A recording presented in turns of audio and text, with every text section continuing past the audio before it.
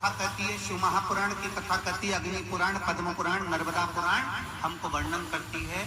एक क्षण की निद्रा ब्रह्मा जी को आई थी और ब्रह्मा जी की झपकी एक क्षण की लगी थी और हाथ से पेट नीचे गिर गए।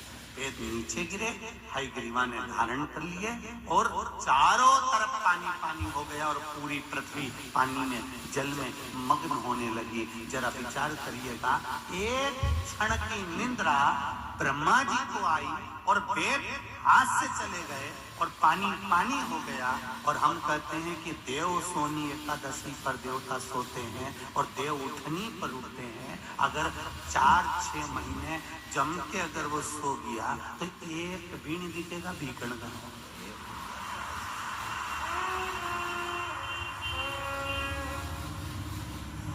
एक नहीं दिखने वाला। फिर तो लोग कहेंगे सियोर खाएंगे और भीकण गांव खाएंगे।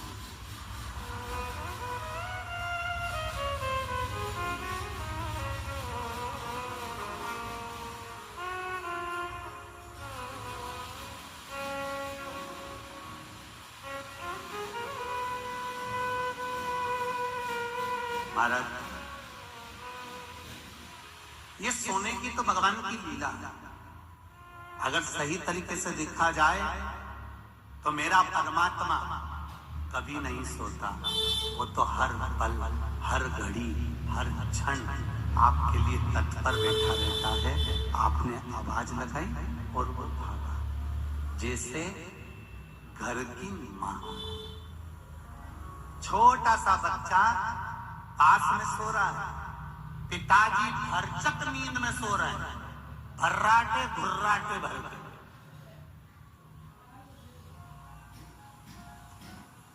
पिताजी को कोई मतलब नहीं, वो तो बस दुकान से आया ने, उन्हें पूरा दुकान की गिराकी करी ने, सटर मटर गिरा के आया ने, रोटी मोटी चीनी, 2-4 गप्पे हमारे दोस्तों के साथ घूम फिर के आया ने, पसरी की, सोया। और वो सोया और सोते ही फिर तो रात भर जम के सोया ने, सवेरे उसकी नींद खुली। पर घर की जो माँ होती है, घर की जो माता होती है, जिसके पास में छोटा सा बच्चा सो रहा होता है, उस माँ की नींद कैसे होती है? बस बच्चा, कोई माँ का बच्चा अगर इंजेक्शन लगवा कर आया है, कोई सुई लगवा कर आया है, कोई टीका लगवा कर आया है, तो माँ गोदी में ही रात भर लेटे लेटे बैठे बैठे निकाल देती है, उसकी नींद नहीं हो पाती। फिर सुबह तैयार होकर अपने काम में लग जाती है, उसके चेहरे पर सल नहीं आता। यह माँ। और अगर कहीं का पुरुष हो ना तो बच्ची का के बता दे, 2 दिन से मेरी नींद नहीं हुई, धनतेरस से दिवाली तक, अब सोऊंगा और मुझे बिल्कुल डिस्टर्ब मत करना, परेशान मत करना। और यही बात जगदम्बा कहते तो बोलते, वो कहते तुम तो दुकान पे बैठे रहे, एक ढीग घर में ढीग लगाइए, चौक पूरा सफाई करिए, तुम तो केवल दुकान पे बैठे थे। पर उससे पूछो, बेचारी रानी बन के आई थी, मैंने नहीं बोला हो। ऐसी बात अपने को नहीं बोलना हो, तुम तो समझ जाओ बस ये सारा। रानी बन के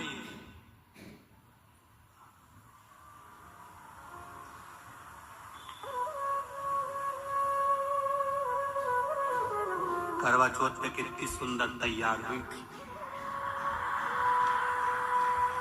और धनतेरस के एक दिन पहले इसको देख लो, बस उत्ता में समझ जाओ।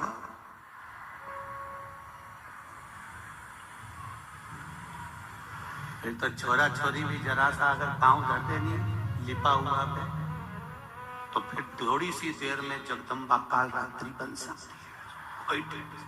उतनी देर में तो कहा जा रहा है, उनंग से निकाल, इनंग पाव धर दिया, तोड़ी होने। इसने छोड़ा के नहीं किया और नहा के आ गया था, नहीं बेरू क्योंकि सारा में कह दिया इधर डर मत देना, ये तो तुम सोचो। छोरा सुना कि नहीं सुना, उन्हें बाथरूम में सुन लिया कि इधर से निकल के नहीं जाना,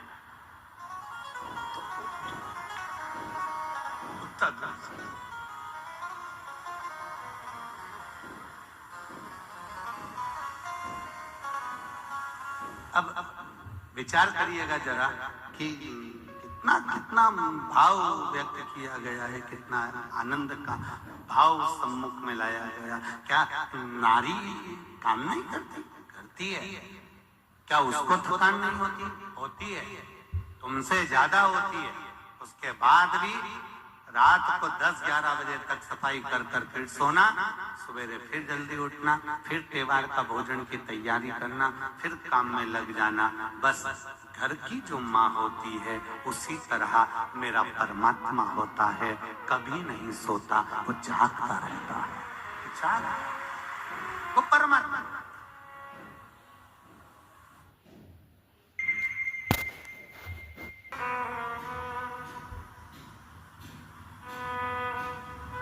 पति नौकरी करता है, एक पत्नी नौकरी करती है। पति नौकरी कर कर आएगा, बैग पटकेगा, सोफे पर पांव रखकर बैठ जाएगा, टीवी चालू करेगा, मोबाइल पर व्हाट्सएप चलाएगा और आवाज लगाकर बोलेगा चाय ला कर दो। पत्नी जाएगी, चाय ला कर देगी, बच्चों का इंतजार करेगी। वो भी नौकरी से आई है, तुम भी नौकरी से आए हो। वो भी सुबह की गई थी, तुम भी सुबह के गए थे, पर तुम्हारे चेहरे पर सल आ गए, पर उसके चेहरे पर सल नहीं आया, क्योंकि उसको अपने बच्चों का और पति का पेट भरना है, इसलिए वो रसोई घर में चली गई। ऑफिस से आने के बाद, नौकरी करके आने के बाद वो फिर वापिस अपने घर में, यहाँ पर ये पुलिसकर्मी लगे हुए हैं, यहाँ पर माता चिकित्सालय वाले भी लगे हुए हैं, सिस्टर भी बैठी हुई हैं, लेडी पुलिस भी बैठी हुई हैं। मैं कहूंगा कि एक पुलिसमैन से भी कहूंगा, एक डॉक्टर से भी कहूंगा, आप ऑफिस से आते हो बैठते हो, पर वो भी तो कहीं किसी ऑफिस से आकर वो भी तो आने के बाद, बैग रखने के बाद, सामान रखने के बाद तुरंत रसोई घर में चली जाती है। बस इतना सा निवेदन है, जैसे मेरे शंकर अपनी पार्वती की दशा को समझते थे, पार्वती शिव की दशा को समझती थी, इसलिए शंकर और पार्वती को शिव शक्ति कहा जाता है। ऐसी दशा हमें अपने परिवार में समझना चाहिए, तो कभी परिवार में विवाद नहीं हो सकता, प्रेम बढ़ता है। उस परिवार में कभी विवाद नहीं हो सकता। हमने अगर शंकर भगवान की पूजन करी, आराधना करी है, उनका स्मरण करा है, तो उस परिवार का स्मरण करो कि शिव परिवार में ऐसा है क्या कि दोनों में बस केवल आत्मीय प्रेमता का भाव दर्शाया जाता है।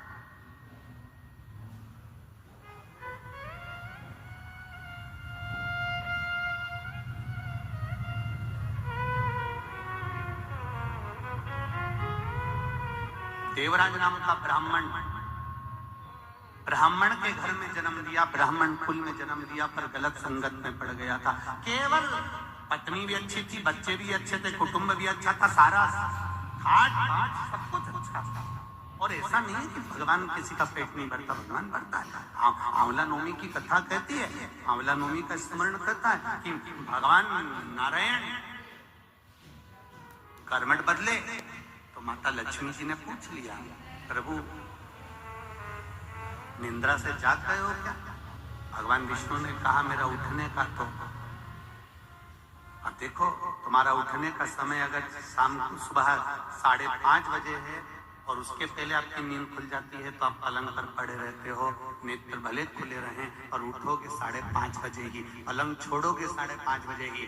देव सोनी एकादशी पर भगवान सोए और देव उठनी एकादशी पर भगवान उठ रहे हैं। उससे पहले जो आंवला नवमी आई, इसको अक्षय नवमी कहा जाता है, इसको आनंद की नवमी कहा जाता है, भंडार भरने वाली नवमी कहा जाता है। उस दिन दिया गया, करा गया, पुण्य समाप्त नहीं होता, इसलिए इसको अक्षय नवमी भी कहा जाता है। तो लक्ष्मी जी के मन में भाव उत्पन्न हो गया। लक्ष्मी जी ने कहा प्रभु मेरे को पूछना है आपसे कुछ, मेरे मन का संशय मिटा दीजिए। तो भगवान ने पूछा वो संशय कौन सा? क्या संशय है आपका?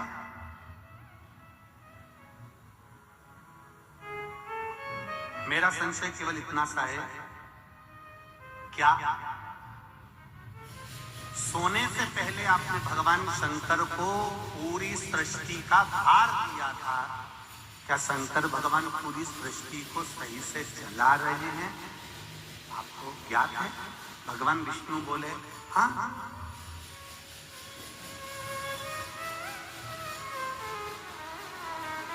चला रहा।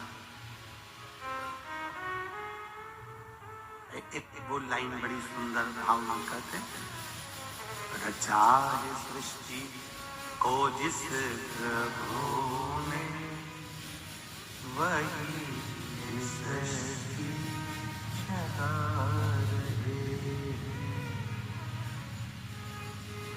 जो पेड़ हमने लगाया पहले, जो पेड़ हमने लगाया पहले, उसी का फल अब हम पा रहे हैं। रचाए सृष्टि को जिस प्रभु ने, वही ये सृष्टि चला रहे। मेरा संशय मिटा था। भगवान ने कहा कौन सा संशय? मुझे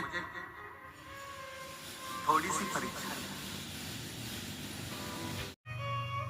अभी तक नारायण भगवान करवट लिए थे, आज नारायण भगवान सीधे होकर पूछ रहे हैं, परीक्षा आपको लेना है? हाँ, लक्ष्मी विचार कर लेना। माता सती ने परीक्षा ली थी, जलकर भस्म हो गई थी।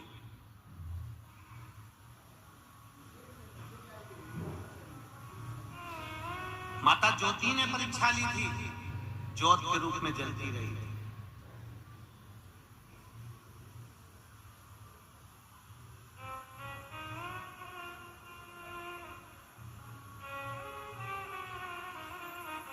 परीक्षा लेने के लिए सुपर्णखा भी पहुंची थी, पूरा कुल डुबा कर बैठ गई।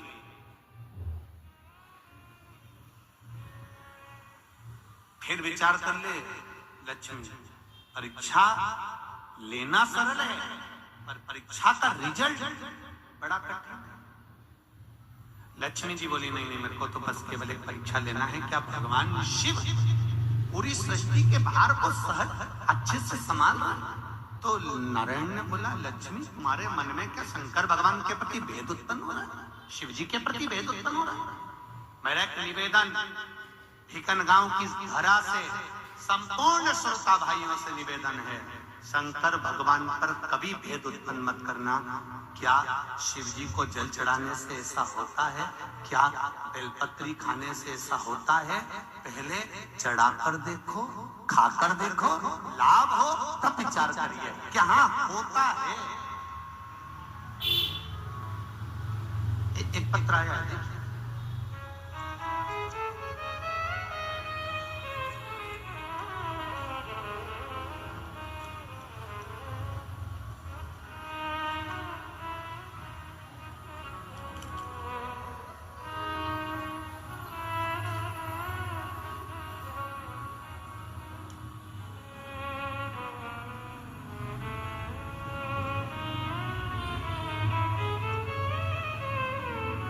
जिसने भी पत्र लिखा है, पत्र का ये भाव है, उसमें ठीक है नाम का स्मरण नहीं है। पहले जितने लगे पहले सब निपटाया, और खाए सो खाए, देखा छोरा छोरी को भी पहले खा के देखा, अच्छा खा दे, खा खा खा खा छोरा छोरी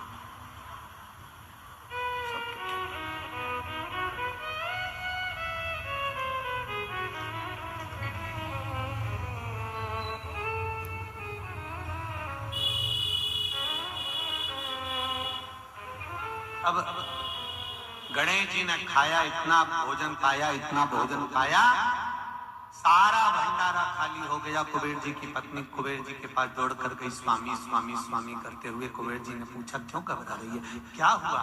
कि भोजन भोजन क्यों, क्या हो गया? गणेश जी ने कर लिया? नहीं, वो तो बैठे ही, अभी तो कह रहा है तो तू उनको भोजन करा रही है? हाँ। तो कब का आया? 5 बजे का। तो क्या अभी तक जी में गया? हाँ। तो पानी देके आना। कि 3 बार ले गई। गणेश जी बोल रहे थे कि अभी नहीं पीऊंगा।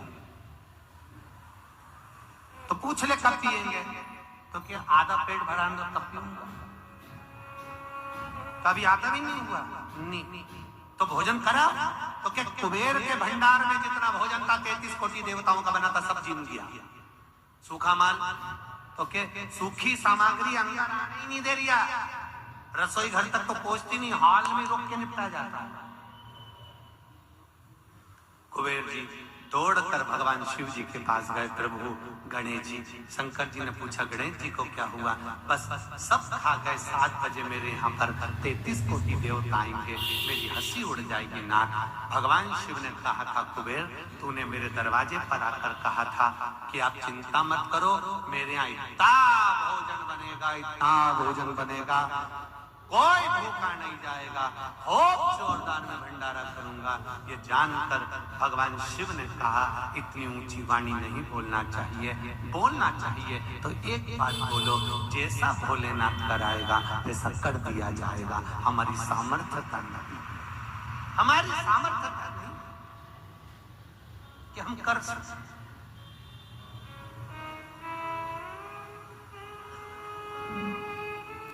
ये हमारी सामर्थ्यता नहीं है कि हम करें। शंकर भगवान ने दुर्वा तोड़वाई और गणेश जी के लिए पहुंचाई। एक दुर्वा शिव जी ने दी थी और कहा था ये गणेश जी को दे देना। कुबेर जी ने सोचा इतना सारा खाया है तो एक दुर्वा में क्या होगा। उनने जाते जाते बहुत सारी दुर्वा तोड़ ली, गड्डी बना ली और गड्डी बनाकर गणेश जी को दे दी। यहाँ शिव पुराण कहती है एक बेलपत्र से ही शंकर भगवान प्रसन्न हो जाते हैं, एक दुर्वा से गणेश प्रसन्न हो जाते हैं, एक तुलसी के दल से नारायण प्रसन्न हो जाते हैं। हमें अधिकता में देने की जरूरत नहीं पड़ती, पर कई लोग संकल्प ले लेते हैं मैं तो आज 1.25 लाख बेलपत्र चढ़ाऊंगी, आज मैं भगवान को 1.25 लाख दुर्वा चढ़ाऊंगी, आज मैं भगवान को इतना चढ़ाऊंगी। भगवान कह रहे हैं रेन देगी कमला, तू एक चढ़ा दे वही बहुत है, दिल से चढ़ा। अब मालूम पड़े चढ़ाने तो बैठी थी 1.25 लाख, 2-5 हजार चढ़ाने के बाद में बड़े प्रेम से कमर बोल गई। होता है ऐसा। वो भगवान सुदामा जी भगवान कृष्ण के घर गए थे कि नहीं गए थे? और सुदामा जी जब घर पहुंचे थे और भगवान कृष्ण के यहाँ पहुंचे, भगवान कृष्ण ने सुदामा जी का स्वागत करा, आनंद से विराजमान करा, चरण दबाए, खूब प्रेम से रखा, 3 मुश्त कंदुल का भात ग्रहण करा। ये सब कुछ सुदामा के यहाँ हुआ। सुदामा जी जाने लगे तो भगवान कृष्ण ने कहा कहाँ जाओगे, 1-2 दिन रुको। सुदामा जी रुक गए। रुकने के बाद आज भगवान कृष्ण ने सुदामा को ले जाकर सिंहासन पर बिठा दिया। कृष्ण उनके पास में बैठ गए। सुदामा जी ने पूछा कन्हैया मुझे सिंहासन पर क्यों बिठाया? भगवान कृष्ण कहने लगे जैसे तूने मुझे आशीर्वाद दिया तेरे मेरे परिवार वालों को आशीर्वाद नहीं देगा? सुदामा जी ने कहा मैं और आपके परिवार को आशीर्वाद? हाँ बैठो। भगवान कृष्ण ने 16,108 रानियों से कह दिया मेरा मित्र सुदामा आया है, एक एक कर आना और आशीर्वाद लेकर जाना। एक एक रानी आने लगी, सुदामा जी सबको आशीर्वाद देने लगे। अखंड सौभाग्यवती, बोलो तो पूरा बोलो, पूरा अखंड सौभाग्यवती, पूरा पूरा बोलो, साथ बोलते रहो जरा। आज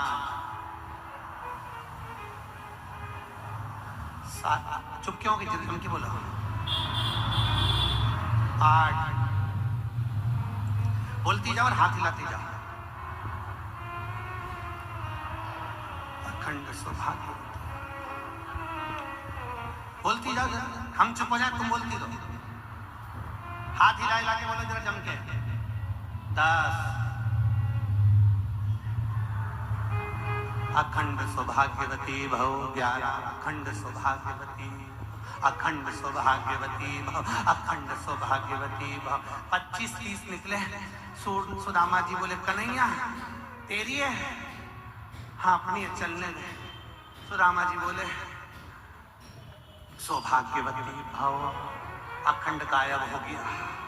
सौभाग्यवती भव, सौभाग्यवती भव, सौभाग्यवती भव, सौभाग्यवती भव, सौभाग्यवती भव, सौभाग्यवती भव, सौभाग्यवती भव। और 25-50 निकली।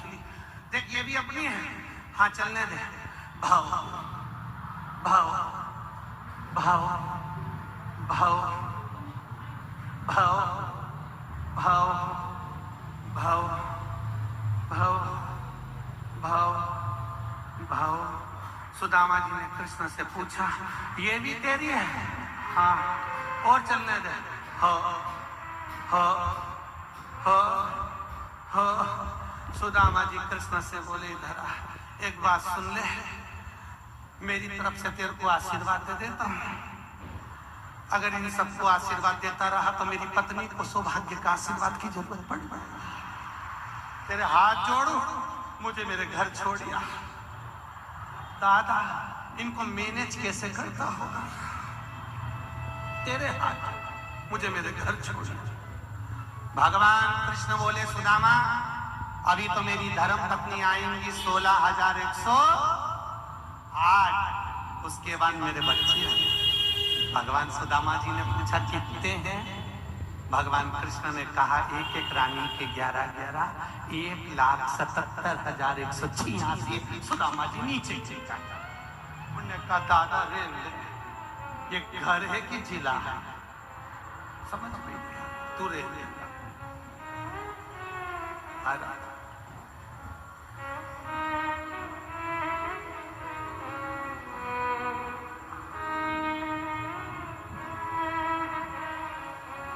क्या ये शिव है, उसकी परीक्षा।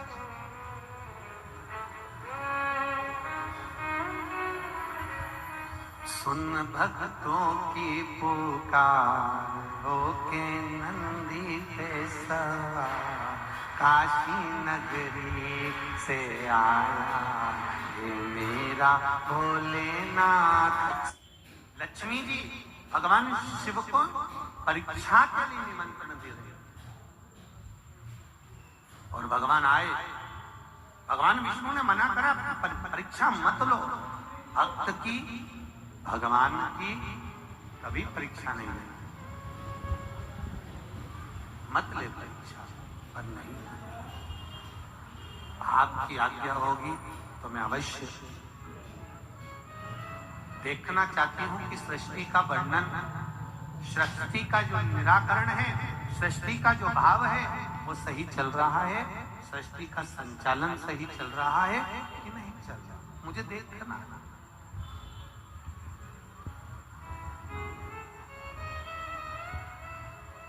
और ध्यान दीजिएगा, परिवार चलाने वालों से संबंध केवल यहीं तक का रहता। कहाँ तक? केवल मृत्यु लोक, केवल मृत्यु लोक। पर आप जिस मंदिर में जल चढ़ाने के लिए जाती हो, कौन कौन चढ़ाता है? एक लोटा जल सब चढ़ाते हो? रखो रखो रखो। जिस मंदिर में आप एक लोटा जल चढ़ाने के लिए शिव मंदिर में जाती हो, शंकर भगवान को एक लोटा जल समर्पित कर कर आती हो।